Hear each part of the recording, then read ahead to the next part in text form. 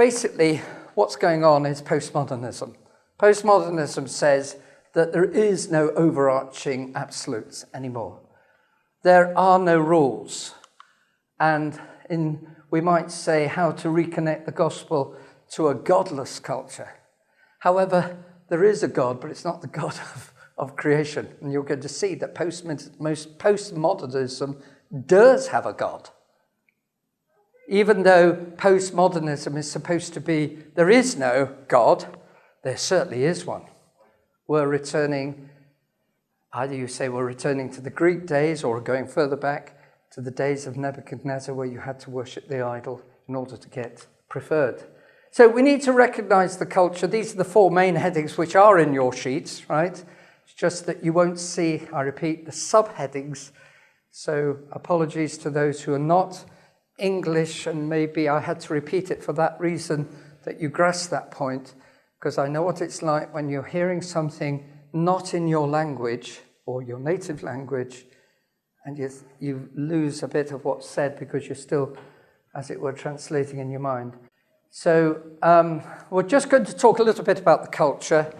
Then we're going to talk about science, mind, and consciousness. And an important point is identity, which is being lost in this postmodern environment, which we are right in now in England, increasingly militant. And these other countries which are here, I'm sad to say you're headed the same way. Then, just to sort of set the scene, you probably know this picture by Escher, there's many others, a wonderful Dutch painter or drawer who did all sorts of scenes, which really are basically trying to say that things are no longer real. As you can see from the picture, the stairs are going all over the place. And really, he, I think in art, was anticipating what was coming. Art often is a comment of where things are at. I haven't put a picture in this time because I don't want to dwell so much on the art, but when I do this talk elsewhere, and it's not primarily to the science, I'll do a bit more on the art and show you pictures from the Tate Modern Gallery, which are pretty base, to be frank.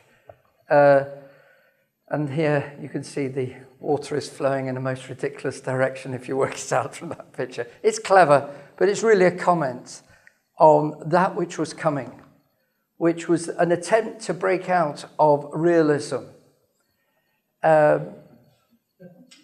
People are admiring this picture. One is saying insightful, another one is saying compelling, another one is saying exemplary. In comes the cleaner, and she's thinking upside down. But there is no upside and there is no downside when you get to this surrealism, and it leads to nihilism. And you well know that Rookmarker wrote the book Modern Art and the Death of a Culture. Now, that was in the post-Christian days. This is going back, right? But they were anticipating the rise of postmodernism. And even in those days, but perhaps not so much now, there is a search for values, and there was a search for meaning in a meaningless world. Actually, there are still some, in my view, who are searching for meaning. And we need, in our evangelism, to be aware that although things look pretty Corinthian and hedonistic, there are people, and I'm meeting young people, who barely know who Jesus was, and they are searching for values. And I think we've got to be aware of that, not to give up. I like this picture, not particularly because I like the style, but I know it's commenting on the reality of a broken world in which we live. A number of people I meet whose lives are essentially shattered, and they do not know which way to turn. And Picasso brilliantly, even though it's not particularly my style, but you know, he did there summarize where things were at in his day. So postmodernism says that the upper story is private, keep it to yourself. And in America, when I'm there, I always will refer to the famous Alabama courtroom scene where ceremoniously the Ten Commandments were taken out of the public courtroom, demonstrating really what had happened, that no longer were the Ten Commandments to be regarded as the public reference point. If you've got values, keep them to yourself.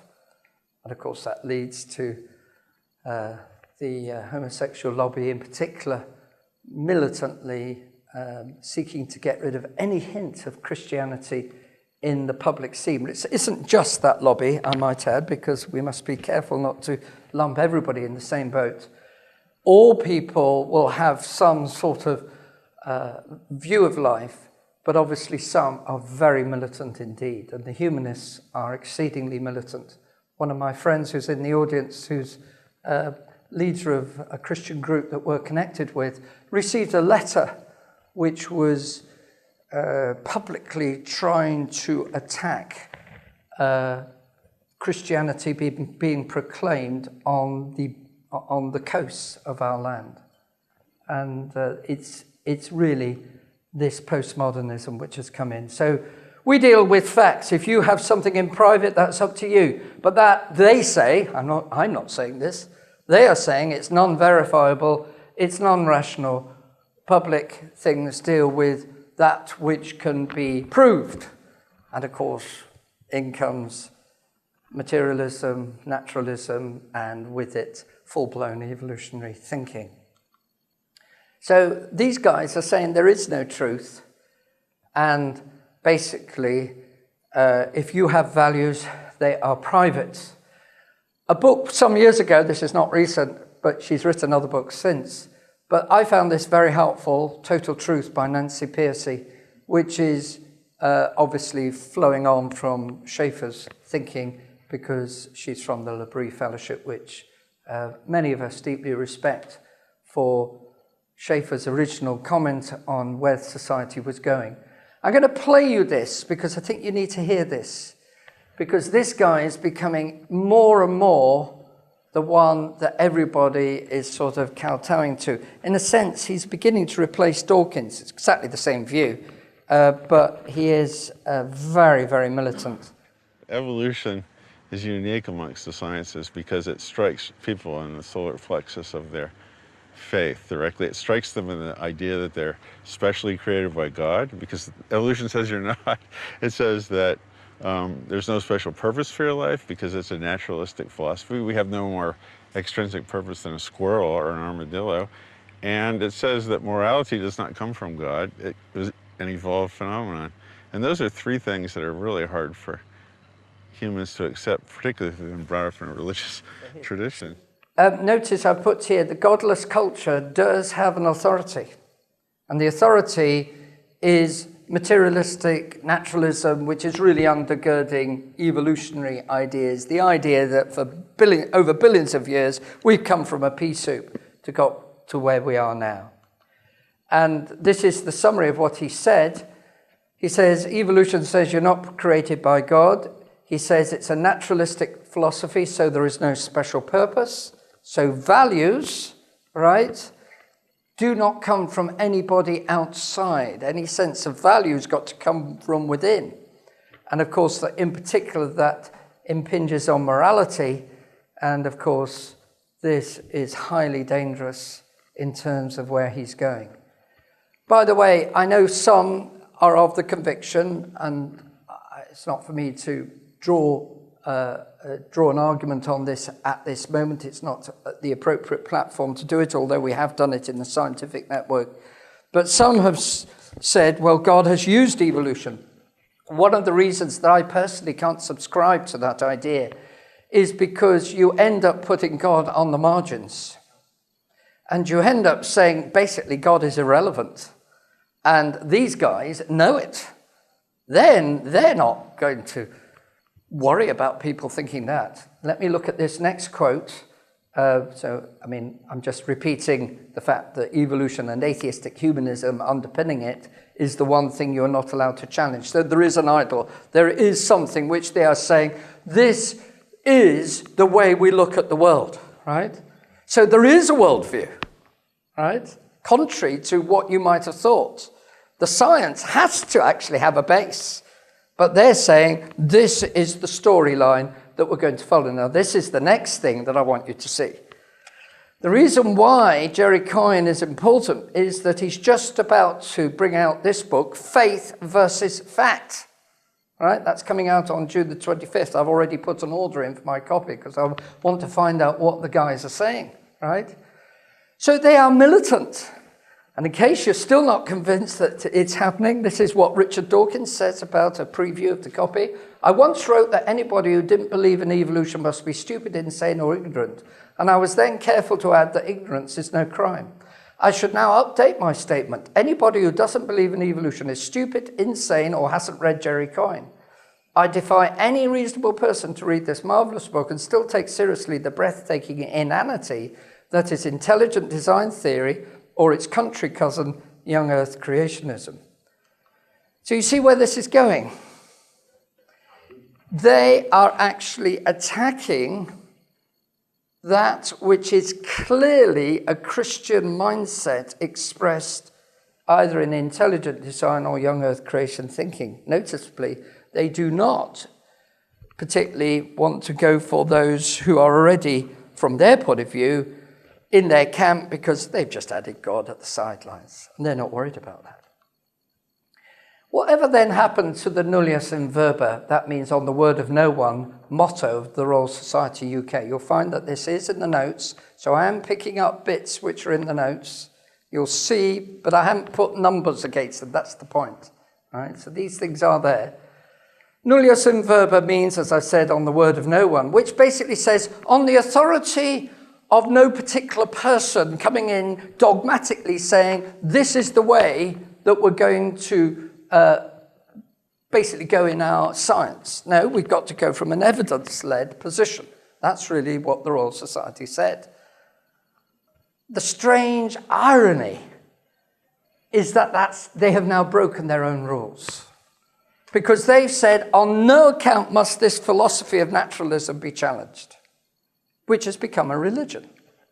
And so they are no longer keeping to that. Those of you who heard Paul Nelson give his talk on the tree of life, I put in this quote which he gave a couple of days ago. We cannot expect to explain cellular evolution if we stay locked in the classical Darwinian mode of thinking. The time has come for biology to go beyond the doctrine of common descent. Now, he was basically saying that there are just a few who are daring to put their head over the parapet and sort of putting their words in such a way that they won't easily get fired at because they're still bound down to the idol of naturalism.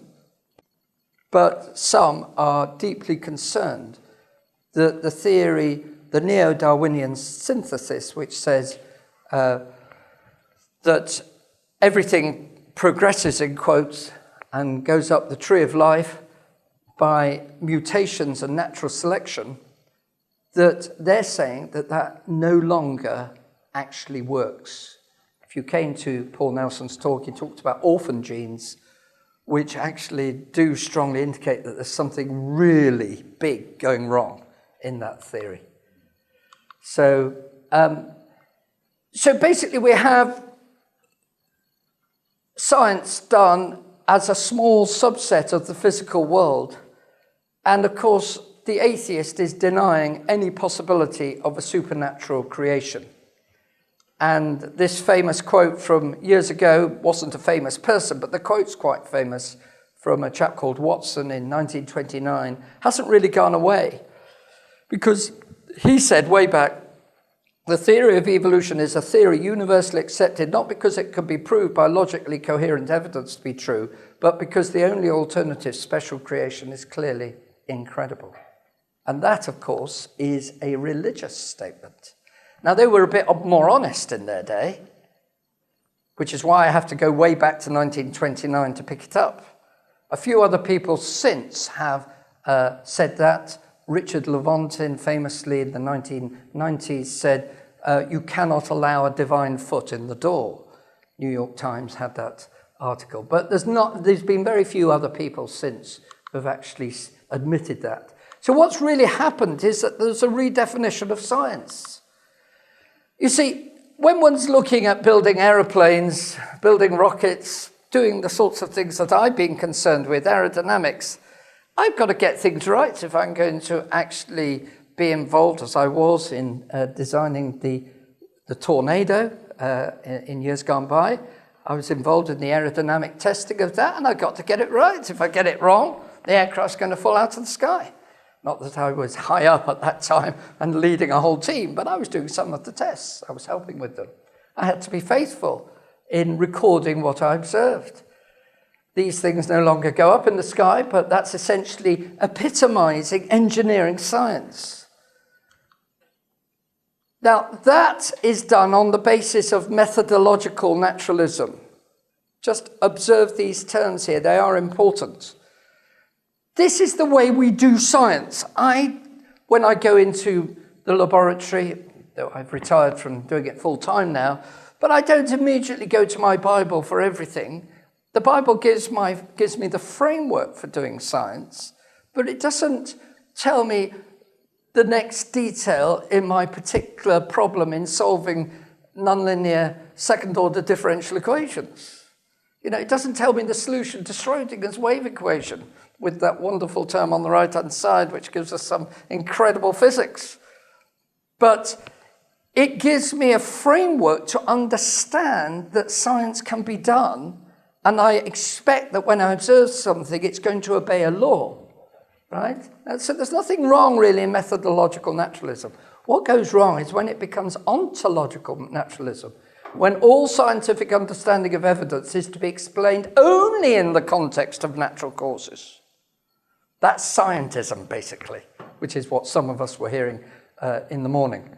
That's when you start saying that everything must only be understood in terms of some scientific activity. So even my brain, when I debated, there's some debate DVDs here if you're interested, but when I debated Professor Duch in 2013, he was literally saying that your brain is just a lump of neurons, and your mind is as well.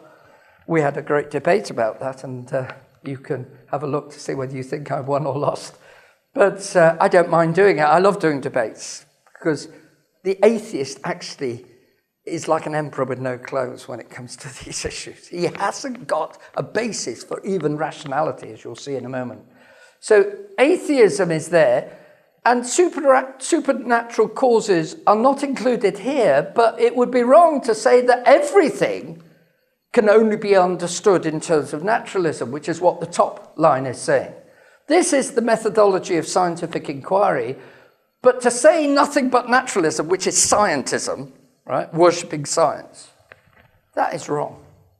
Okay? So you understand the difference there. It's very important you grasp that. If you're into science, you do need to know the difference in these things, because people will try and catch us out with these terms. If you're not ready for them, you do need to be aware. So now, we're trying to reach people with the gospel who believe that that's all that there is, right? And of course, if we're going to try and talk about God in that sense, what are you talking about? It's meaningless. That's them saying that. Because they've redefined science to be ontological, to include not ontological naturalism. So, if you're a scientist, you can't believe in God. I sat on the plane, literally, this happened. I was on the plane coming here to, I was flying to Gdansk from Munich. Strange route I came. So I'm going north.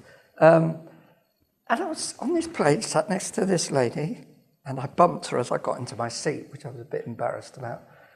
And so I thought, she's going to think I'm a nutter, And I thought she'd be muttering under her breath. She wasn't. She was a lovely person, very, very nice person. She spoke very nice English. She was a German visiting one of her friends in Gdansk. And I'm always humbled by the way all of you, and including her, speak English so well. And I said, I'm sorry, I can't speak German to have a proper conversation. So we started talking, and she said, and I said, I work in science, and I speak on creation. And she said, but if you're a scientist, you can't believe in God. She actually said that. I nearly I couldn't fall through the floor because I was on the plane, but you know what I mean? Yeah, I was thinking, well, I mean, it was so epitomized where Europe is at, not just England, Europe. This was a German, right, flying from Munich. So, you see, if you're a scientist, the church is meaningless, according to them. So where are we going to go this? Well, we've got to address this. And we have to show that the church and the gospel is the only way to look at reality. Now, that's a difficult one, but we've got to go there. I don't mind, and I will if I've only got a few moments with somebody, just giving them a tract on the gospel. John 3:16, I'll just hand it out to them, hoping that, something will work by God's Spirit. But if I've got a bit more time, I'm going to spend time trying to encourage them to see that the only way to understand reality is actually on the basis of a transcendent God. I think, was it Schaeffer who said that if he had an hour with somebody, or maybe it was somebody else said it, but I know some leading thinker said they had an hour, they would spend 90% of the time, if they were an atheist, that is, coming from a non-Christian, totally non-Christian background, they would spend 90% of the time on the issue of showing that there was a transcendent God, that everything in our experience showed it, and then the last 10% of the time bring in the gospel. I think it was Schaeffer. Okay, now let's come to science, mind, and consciousness, because this is the area that I debated with Duch. And I think I gave him a run for his money, because I don't think he was quite expecting the line that I was going to follow, and atheists generally don't. Atheists haven't often thought it through. And the average person who's not a university guy, but you're going to meet in the street, who simply says, as they do in Yorkshire, I'm an atheist, basically they haven't thought it at all, And so usually it's just a veneer, and you need to just press a bit. If you're dealing with an academic who has thought it through a bit, you can see from some of these things that I'm going to say, one or two lines of thought that you can use. I often will talk about the amazing information system. I'm not going to go into detail on this, but the amazing information system in the cell. And sometimes I'll talk about Mac computers. And I love to say, by the way, that I've been converted twice. I was converted in 1969 to Christ. But last year in 2014, I was converted to Mac computers. And wow, I wish I'd been converted before on those. But whether it be Mac or whether it be PC, which crash and take 10 minutes to reload anything, whereas if this crashes, and I have to admit it does sometimes, I just press the button, it comes straight back where it was. Brilliant. So really robust. Okay, anyway, having advertised Mac computers, which wasn't my purpose, let me say this, that both machines, or whatever machine you're using, has software and hardware. The hardware does not write the software. And many people haven't thought that through. And the same applies in an analogy, this is the cell, but the same applies actually on a larger scale with the neurons in our brain, which are basically all operating a fantastically complicated system of processing information. But that's just the vehicle. That's not where the information is defined. Just like the information isn't defined by these triplets of nucleotides, it's defined at a much higher level than that. It's a message which is being sent from the nucleus to the places where the proteins are made. So there are fundamental quantities in nature which all scientists from an atheist position accept: matter and energy. But what they don't realize, and Werner Gitt has led the way in this in Germany, is that there is a third fundamental quantity, which is information. And really, I think we can press that as a very obvious example that cannot be explained. Information is essentially a coded message. The language or the code is not the same as the material or the substrate on which it's written. and some of you have heard me talk on this before. I'm not going to give the whole talk, but message is not the same as the language. If I'd been able to speak to that lady in German, but my German isn't good enough, I hopefully would have said the same message, but using a different construction of noises, basically, which form a language. And it's the same when you look at any information system, whether it be the information system actually in our brains, which hasn't yet been totally sorted out. People are beginning to understand the way the neurons fly around and exactly which part of the brain is processing what bit of information. But it's so complex, it's going to take decades upon decades upon decades, probably, to solve that one. But even then, you're only just describing the motor car. You're not talking about the driver. And that's where Duch, of course, Professor Duch and I debated, really had missed the point in my view. Message is entirely consistent with mind. So, is a non-material mind an illusion, which is what Professor Duch, whom I debated, was saying? No, it's not an illusion. As I said, this is an analogy, as with the DNA, so with neural networks, which is what we are in our brains, there is fast, systemized information exchange. We discussed this in the Scientific Network, was it last year or the year before? I can't remember, but we had quite a session on that, and it was very valuable. And Polanyi said this: whatever may be the origin of a DNA configuration, it can function as a code only if its order is not due to the forces of potential energy. And it must be as physically indeterminate as the sequence of words on a printed page. So when it comes to information, it is very clear that whether one's thinking of the brain or whether one's thinking of information systems at the DNA level, it really is pointing to an amazing transcendent mechanism. I like this quote from Nagel. Can I recommend that a number of you should read Mind and Cosmos? I find it a very, very helpful book because it's not written by a Christian. And again, he's showing the limitations of materialist naturalism. He says it leads to a reductionist ambitions because it seems unacceptable to deny the reality of all those familiar things that are not at first glance physical.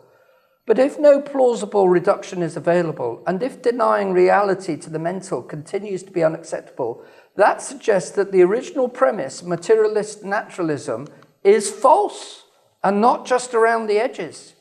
Perhaps the natural order is not exclusively physical. Now, obviously, the average man in the street, you're not going to be bringing out that quote. But if you're dealing with an academic who has thought about these issues, I believe Nagel is a very important leader in thinking today who needs to be brought in to any debate or discussion, formal, perhaps more formal in nature, that we are having. John Lennox, who's often been at this ELF, this forum, he says, if the concept of truth itself results from nothing more than a behavior of a vast assembly of nerve cells, how in the name of logic would we know that our brain was composed of nerve cells? And that's a very important point. You basically have lost the basis for all reason. So let me now just bring that second point to a close by just demonstrating one of the open air talks that I do. I speak in the open air. And sometimes this talk is useful in as far as it goes. I'm not going to say that I would say it's necessarily always the one to adopt, but it does get people at least listening. Because in England, we tend to have a very apathetic general population. So, what on earth are you talking, rubbish, don't want to know, just more interested in the next thing I'm going to buy in, wherever it might be, So I put this up on a flannelgraph board or brushed nylon board. If you want to know more of the details as to how we operate, the Secretary of Beach Missions is with us, Tim Howlett, and you can speak with him or myself, and we can put you in touch with people who can make boards if you're interested in doing open air work. But it doesn't have to be in the open air, whatever means that you're using to get out to people. I do think we need to engage with the average person. So I put up this line of thinking. So atheism says I'm free to think as I want to think. I'm going to say there's no God. Notice I don't put no God at the top. No authority over my life. No foundation then for truth. I'm just molecules. I don't have a soul. I'm just genes. Might be slightly different in you than in me. Not genes that you might wear. This is spelt with G, so it's the genetic information. And there's no essential individual gene saying this belongs to Andy McIntosh and doesn't belong to somebody else. Molecules can't have a little tag saying, well, I'm now going to, I'm going this way rather than that way. They cannot make a decision. They're just subject to a lot of laws of physics. So you started with freedom and you've ended up with no freedom. It's the famous reductio ad absurdum logic, which rarely is used against an atheist because we rarely get the opportunity. But it obviously shows that there is an incoherency in the basis for rational thinking. Because if you say that my brain is just operating the way it is and because that's the way things happened after billions of years, then you've lost all basis for thought. Rational thought has gone out of the window. I'm just uttering noises because of the peas I ate yesterday for breakfast. That's what it results in, which of course is stupid and ridiculous, but it needs saying. So, what is meaning and truth?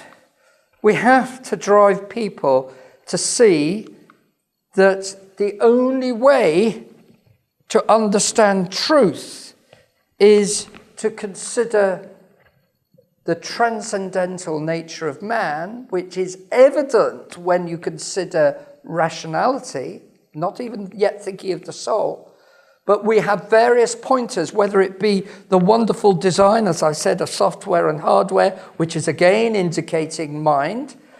But the very concept of rationality is also saying that there must be a transcendent truth. So we are really seeking to put truth back in the center of reasoning.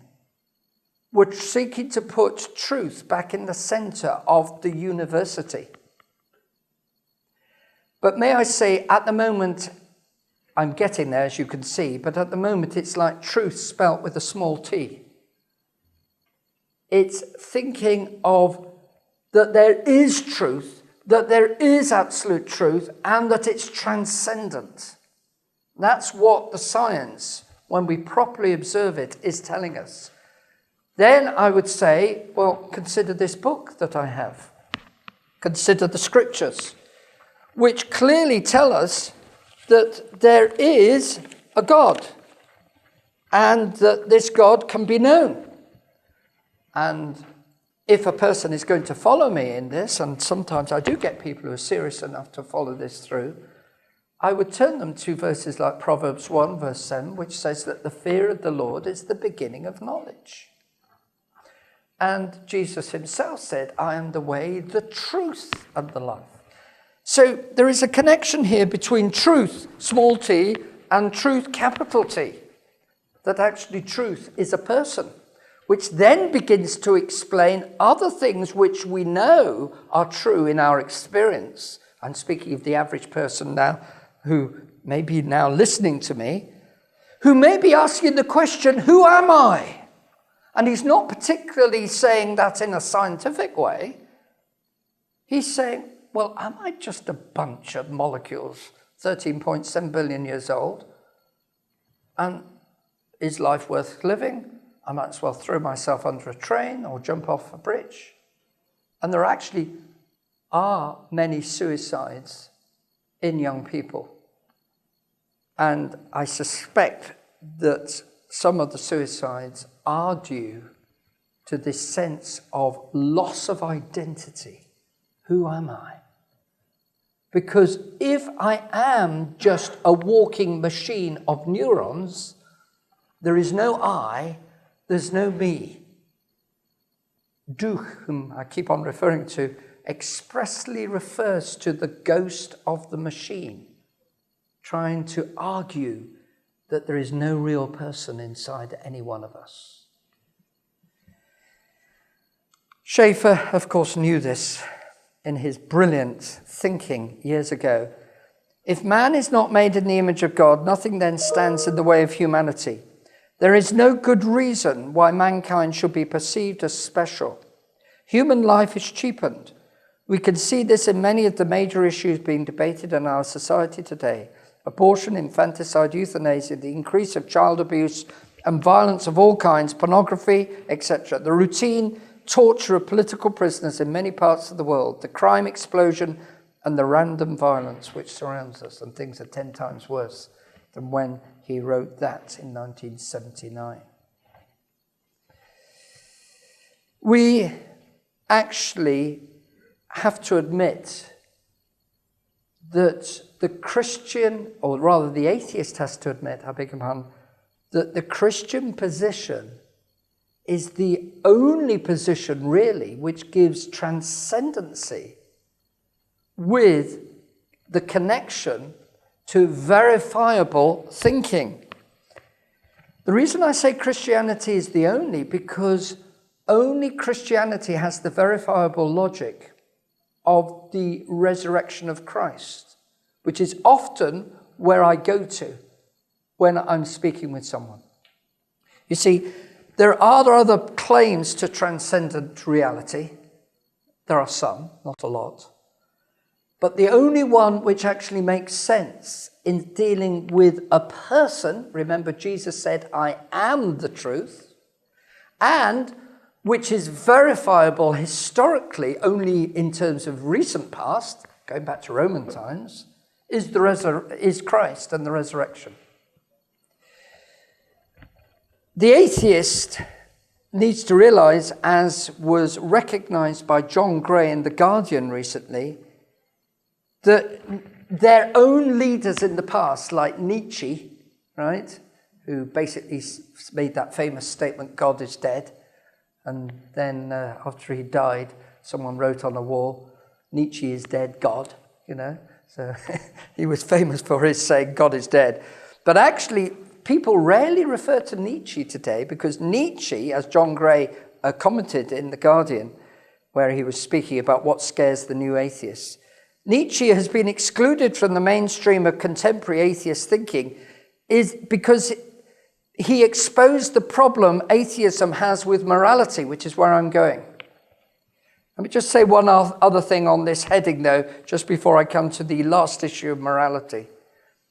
Daniel Robinson made a very interesting observation from Washington, D.C. He said, failing to find purpose and design in our world, we question the existence of purpose or design in ourselves. Looking everywhere and discovering only matter in motion, we begin to see the same in the mirror, that is ourselves. It is one of the quiet triumphs of the human mind that it can exhaust itself in attempting to refute its existence. So we've come to a crazy situation that the atheist is really denying the obvious, which is that I exist. So what is the answer to this? Well, as I've been saying, we have to put truth back into science. Christians should take a keen interest in the sciences as they bring a true reference point to each discipline. I'm not going to read it all out, but let me just refer you to a wonderful passage which I really do delight in, and it's Proverbs 8. You know, Proverbs 8 is full of creation. And it's full of the person of Christ. It's really personifying Christ as wisdom. The Lord possessed me in the beginning of his way, before his works of old. I was set up from everlasting, from the beginning, or ever the earth was. When there were no depths, I was brought forth. See, the bringing forth, God's only begotten Son, the one continually issuing from the Father.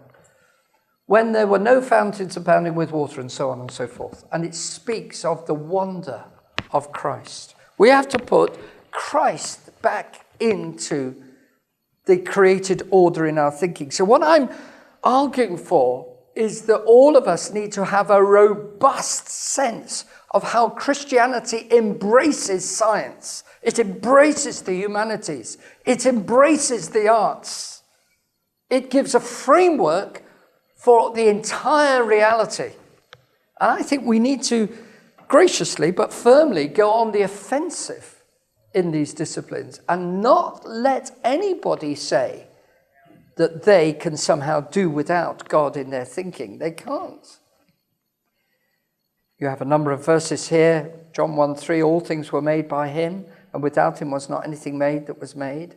Romans 11:36, of him, through him, and to him are all things. I've asked whoever is left after I sadly will have gone, maybe others will rejoice that I've gone, but I've asked that be put on my grave. It's a wonderful verse. Of him, through him, and to him are all things. He is before all things, by him all things consist. And Hebrews 1, who being the brightness of his glory and the express image of his person, and upholding all things by the word of his power, when he had by himself purged our sins, sat down on the right hand of the majesty on high. We need to have Christ back in our thinking. I'm going to come to the end of this, but let me just show you another open-air talk that I do. This is a talk called Making Sense of Reality. Every one of us experiences thoughts. We try to be logical. We have a conscience of sorts. We have morality, which may be of our own making. We suffer and we have corruption, right? And I put up both sides. So is it mud to maths to produce rationality? Did language come from nothing? Or was it produced by intelligence? Did conscience just arise out of the animal kingdom or from God? Does morality just come from a relative sense of what is right and wrong? How do you define what's right and wrong? Or does it come from God's law? When we suffer, and each one of us does we just say, well, that's just your lump. You just have to lump it. That's the way things are. And it has no meaning. So if you lose a child, which many years ago I did lose a child, how am I going to cope with it if I'm not a Christian? And many people whom I've known who've lost children have deeply suffered as a result. Or does it mean not that I personally am under the rebuke of God necessarily? This is just written in shorthand. Or does it mean that in a suffering world, the whole of humanity is under God's rebuke? And some of us suffer more than others, not because of our personal sin. John 9 makes that very plain. But in the bundle of life, some of us will suffer, and our suffering will be very acute. And of course, corruption, nobody from an atheist position can really make sense of the corruption which is shouting them in the face that it's there, but they have no means of identifying absolutes.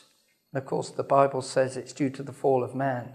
And when it comes to Christ, they say he's only a man, but of course, we know his resurrection shows that he is the great Son of God who is declared to the world. So by showing that is wrong and this side is right and makes sense of reality, then it answers the question as to what our identity is. Our identity is only in Christ.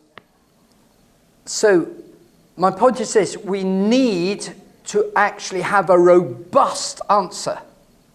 The atheist will say, and I've had this said to me on the open air, so if you believe in eternal hell, you believe that God's made this world full of violence, and I can't believe in a God like that. Then what are you going to say?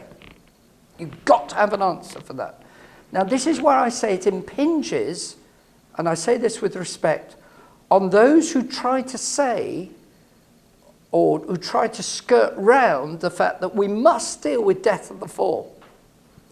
We must have in our thinking, I'm not saying it will necessarily immediately come up, but with a question like that it will, we must be able to say that, as I had earlier, a reference to human corruption, the fall I had earlier, we must have a sense that Adam brought in evil, right? And that the original created world, whatever your view concerning the age of the earth, you must, I would suggest, have a robust understanding that God didn't make sin. God didn't make death. That man produced death, okay? That's vital. Then that's the only way to answer David Attenborough, who said something very similar to, what's his name? Stephen Fry. A lot of people are saying this, and the only way is to say, look, the world was not made as it is now. We are under God's rebuke now. And he hasn't cursed us, but we must have our own theology right if we're going to do evangelism effectively. So let me finish. Just say a few things. You saw them on the slides earlier, but I'll just show you a few more. I've even got invited to go into a pub where you drink alcohol, basically. That's what a pub is, in case you don't know. It's a public house. And you have, in Germany, you have drinking houses. Drinkenhauser, isn't that correct? Yes, I'm finishing. Yes, and we need to have discussion. So these are a few pictures from it. Boy, I really, to be frank, I enjoyed it. Because all sorts of materials went, which I advertised, including this book, which is available here, Origins Examining the Evidence. Those books went, lots of DVDs went. People were actually thirsty for the materials. Not for the beer, not for the alcohol. They were, of course, for that. They were happy to drink away, and maybe they were a bit intoxicated and therefore asked me, but I don't know. Whatever the reason, they got the materials, right? Which is great. And just some pictures from Bournemouth, where Colin and I, you can see in the background, there is a board here somewhere. Yeah, there it is, with the talks on that we do.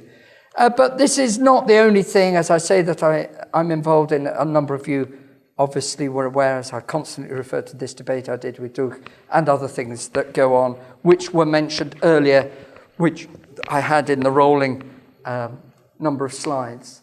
And there are various websites you can go to where increasingly people are seeking to get into academia. Ratio Christi is a good website, which I had up earlier.